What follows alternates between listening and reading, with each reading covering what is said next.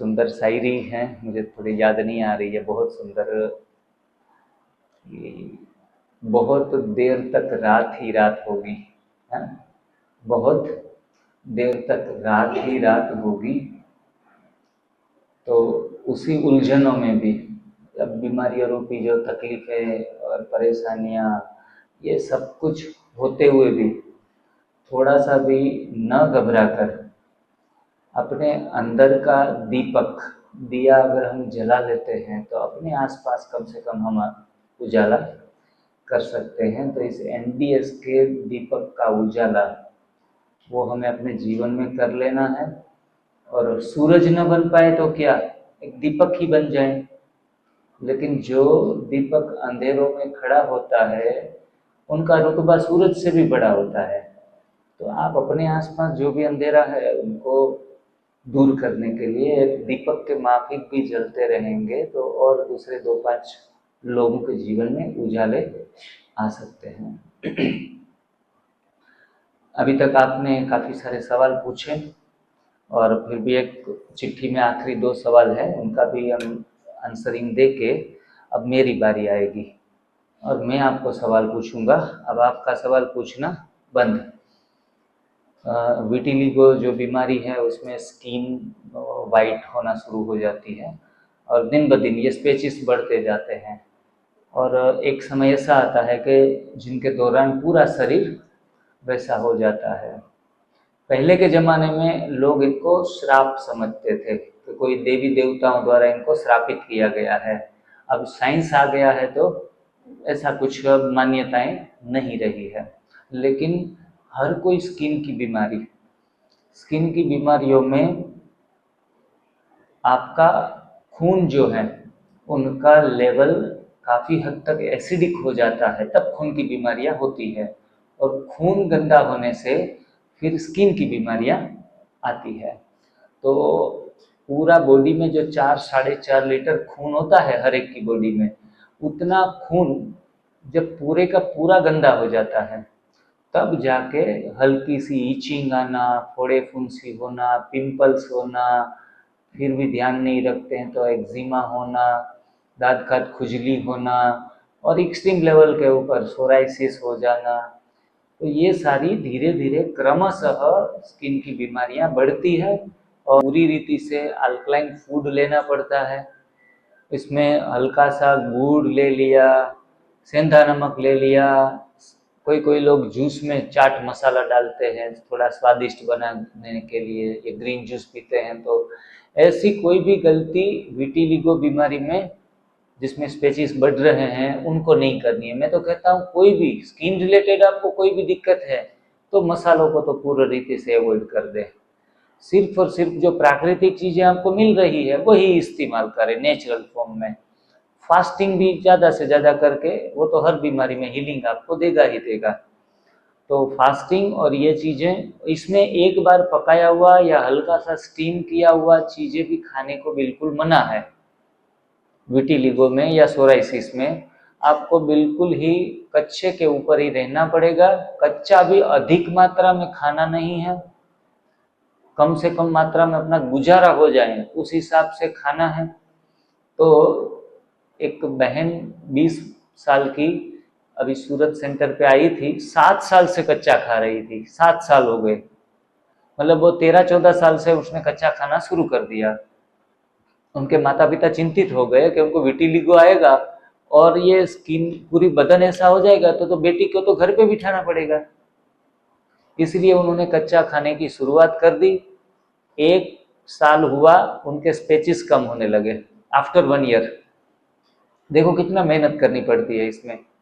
1 साल के बाद वो कंटिन्यूसली चालू ही रखा, हर साल में इम्प्रूवमेंट। बड़े बड़े स्पेचिस थे, जब सेंटर पे आई तो सिर्फ वहाँ स्पॉट दिख रहे थे, छोटे से स्पॉट, समझो 1 या 2 mm के।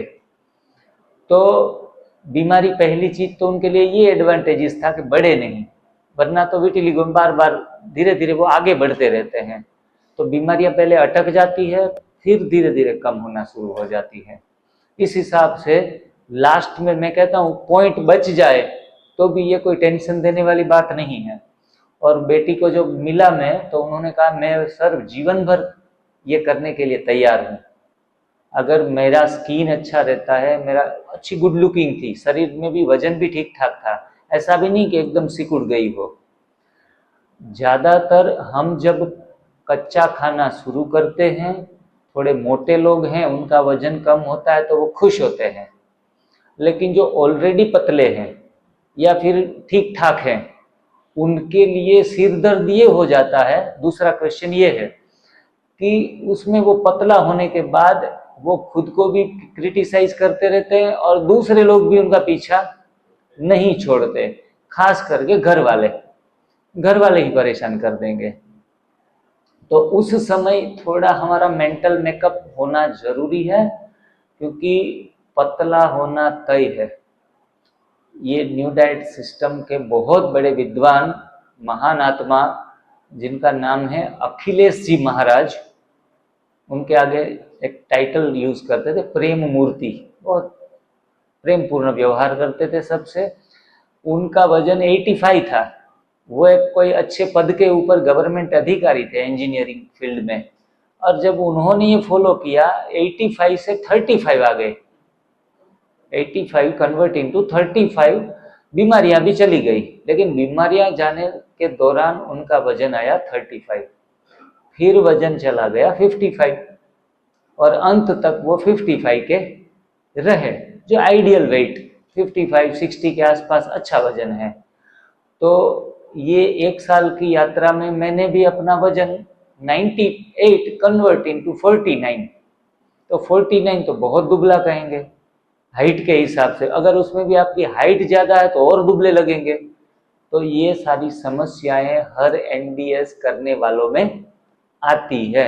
ये समस्या ही कहेंगे, एक प्रकार की सोशल समस्या। हमें अपने आप से ठीक है, फिट है, वो लोग नहीं देखेंगे आप दुबले क्यों हो गए हो, बस। क्योंकि हम सब दुनिया में देह को देखते हैं, आत्मा को देखने का अभ्यास ही नहीं है हमें।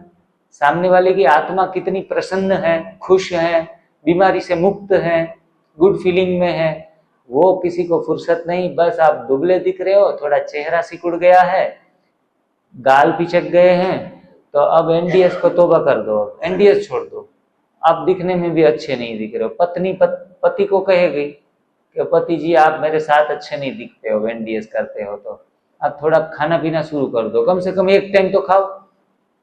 क्योंकि आउटर वर्ल्ड है ये, आउटर वर्ल्ड में अच्छा दिखना, हैंडसम दिखना, ब्यूटीफुल दिखना, ये सारा चक्कर चलता रहता है। लेकिन जब आप ठीक हो रहे हो तब तक ये सारे फाइलें बंद कर दो, ये फाइलें खोलने की जरूरत ही नहीं है। थोड़ा मानसिक रीति से बलवान बन जाओ कि जो भी होगा देखा जाएगा, बाद में अपने आप ही बॉडी अपना वेट बैलेंस कर लेता है, बॉडी बैलेंस कर लेता है। लेकिन थोड़ी समझदारी आपको इसमें लगानी पड़ेगी कि आपको आंवले का प्रयोग कम कर देना है। जो देखो, जो वजन कम करता है वैसी चीजें हटाओ। आंवले का प्रयोग सप्ताह में 1 बार ही करो, जरूरत ही नहीं, आप ठीक हो चुके हो तो फिर आंवला क्यों। सप्ताह में 1, ज्यादा से ज्यादा 2 बार। एनिमा का प्रयोग सप्ताह में 1 या 2 बार करो, या ना करो। अच्छा भोजन दोनों टाइम कच्चा खा रहे हो तो ना भी करो, या सप्ताह में 1 आध बार 1 आध पोट कर लो। एनिमा की चक्कर गया। ग्रीन जूस में भी सप्ताह में 2 बार पी लिया तो भी चलेगा। हरी पत्तियां से आप अपने भोजन में सलाद में काट के यूज करने लगो आप। ग्रीन जूस फिर भर भर के 3-3, 4-4 ग्लास पीने की जरूरत नहीं है, क्योंकि एनिमा का काम है सफाई, ग्रीन जूस का काम है सफाई, उपवास का काम है सफाई। तीनों चीजें सफाई करता है। तो हम जो सफाई कर रहे हैं इनको क्या करेंगे, कम करेंगे या फिर बंद करेंगे, या फिर बंद भी कर सकते हो। और उपवास रखना ही बंद कर दो, 1 घंटे का भी नहीं। सुबह उठो, 6 बजे भूख लगी है, 2 केले खा लो। आम की सीजन है तो आधा किलो या किलो आम खा लो सुबह सुबह। खजूर की 4-5 पैसी खा लो। मतलब खाते पीते घर के हो जाओ आप पूरे दिन में, जब भी भूख लगे। एक साथ में मल्टी चॉइस लेते हैं कि भाई खट्टे फ्रूट भी ले लिए, मीठे भी ले लिए। सलाड में भी 10 प्रकार के नवरत्न सलाड बनाते हैं हमारे यहाँ एनडीएस में। 9 चीजें होती है, नवरत्न इसलिए नाम रखा गया है। मिक्स सलाड में 18 चीजें भी मिक्स करते हैं। ये तो हमारा जो चटोरापन है पकी हुई खाने की चीजों में, ये चटोरापन तो गया नहीं है अभी हमारा। इसलिए थोड़ा एनडीएस में ऐसी ऐसी रेसिपियां बनाई है जिसमें आपको थोड़ा ठीक ठाक लगे इस ट्रैक के ऊपर चलने के लिए। इसलिए ये सारा तामझाम शिविरों में करते हैं, सेंटरों पे भी करते हैं, घर पे भी लोग जाके ऐसी बुक्स पढ़ पढ़ के भी मिक्स सलाद या मिक्स फ्रूट चाट ऐसी चीजें बनाते हैं।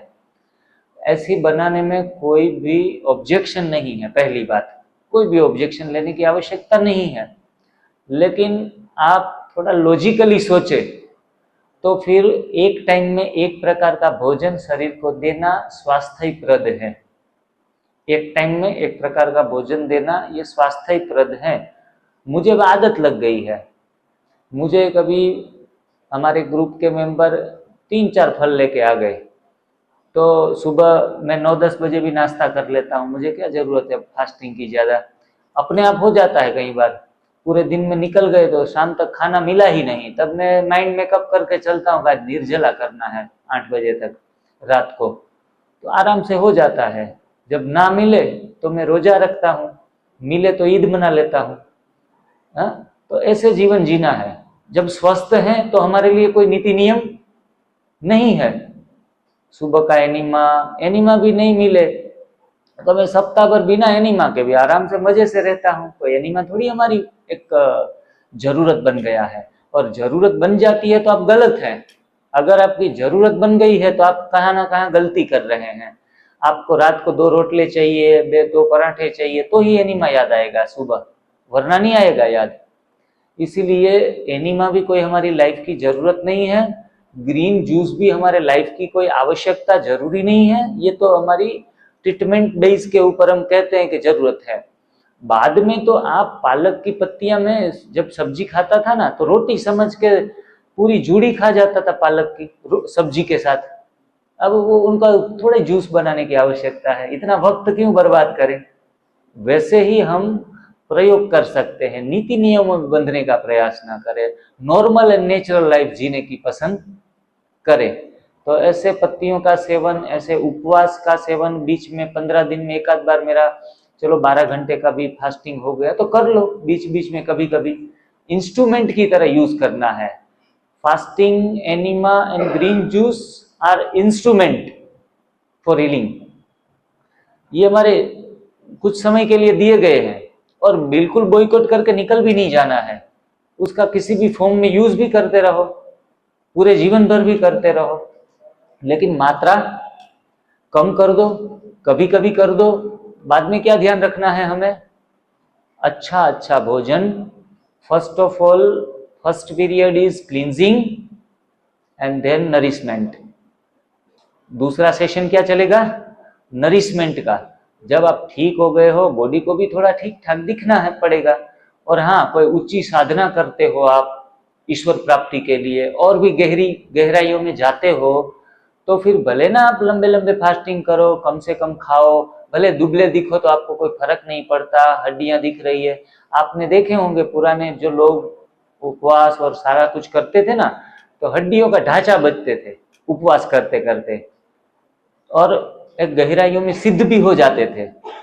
तो उस हिसाब से भी आपको साधना करनी है तो आप वो भी कर सकते हो, कोई मना नहीं है। लेकिन सोसाइटी में रहते रहते, समाज में, गृहस्थ में रहते रहते हमारे लिए कोई चैलेंजेस ना आए तो बॉडी को नरिशमेंट देना है।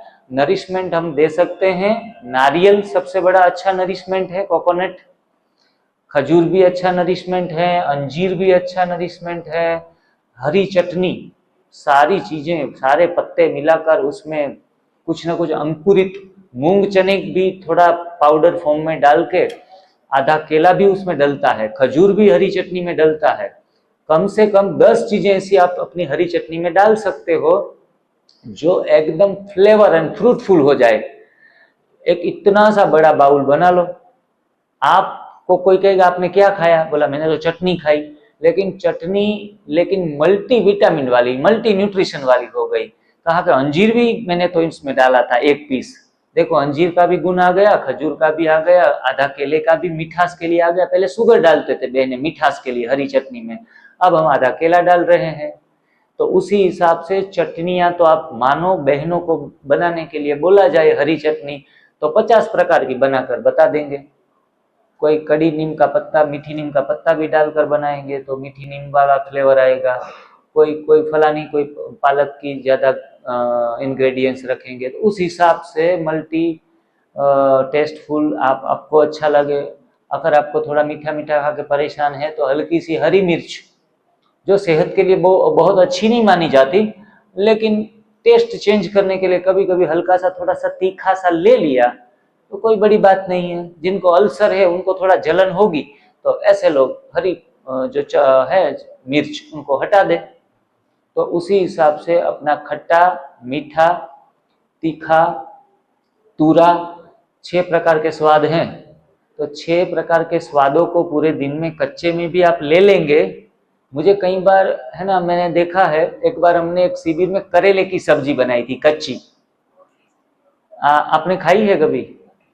तो आप रात को जब सारी चीजें मीठी मीठी होती है ना, उसमें आपको करेले की सब्जी इतनी स्वीट लगती है, मजा आता है। अरे यार ये तो बीच में होनी चाहिए। एक आधा बाइट उनका ले लिया, अपना अपना जो टेस्ट है ना वो बैलेंस में बना रहता है। तो ये थोड़ा टेस्ट का विज्ञान भी हमें थोड़ा अगर पता है तो हम उबेंगे नहीं हर कोई टेस्ट से। तो इस प्रकार से हमें आगे बढ़ते रहना है। हमारी बॉडी को ऐसे ऐसे आप नरिशमेंट देते रहो, फिर से आपका वजन बढ़ जाएगा।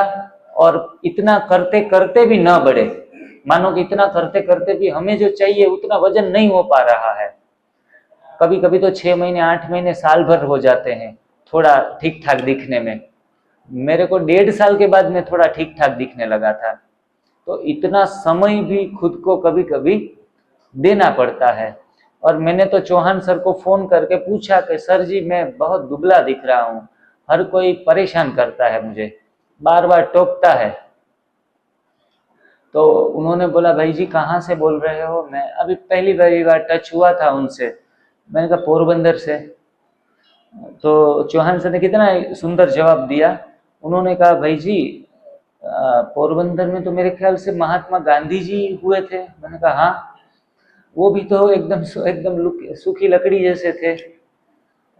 तो आप भी ऐसे हो तो कोई बड़ी बात नहीं है। लेकिन पूरे देश में लकड़ी लेके जब घूमते थे ना तो वो आगे रहते थे, बाकी के पीछे रहते थे। इतनी फिजिकल स्ट्रेंथ थी। और गांधी जी ने तो ये कहा था, वो तो मर्डर हो गया, वरना वो कहते थे कि मैं 120 साल जीऊंगा। ये गांधी जी के वचन थे। मतलब हेल्थ का कोई संबंध दुबले पतले मोटे से नहीं है। और वो तो एक सुतराउ, वो धोती पहनते थे, उनको तो ऊपर भी पहनने की आवश्यकता नहीं थी, ना ठंडी ना गर्मी।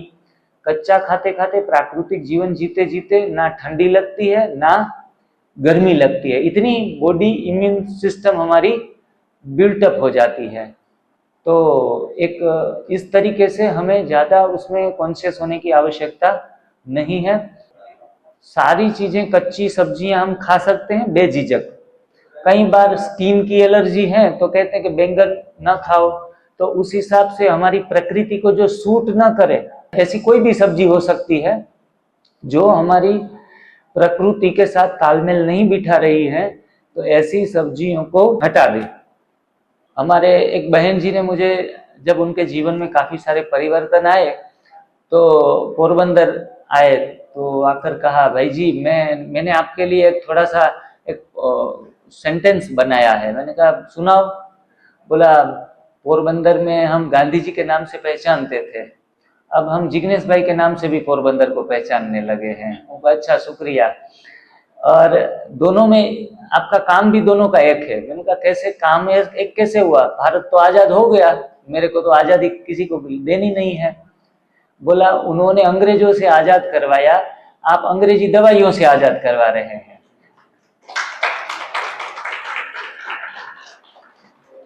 तो लोगों का प्यार, लोगों की जो हमें मिली है सिंपैथी और मोटिवेशन, वो लोग, हम कहते हैं हम मोटिवेशन देते हैं, लेकिन हम आपसे मोटिवेशन पाके और दिन ब दिन आगे बढ़ते जाते हैं।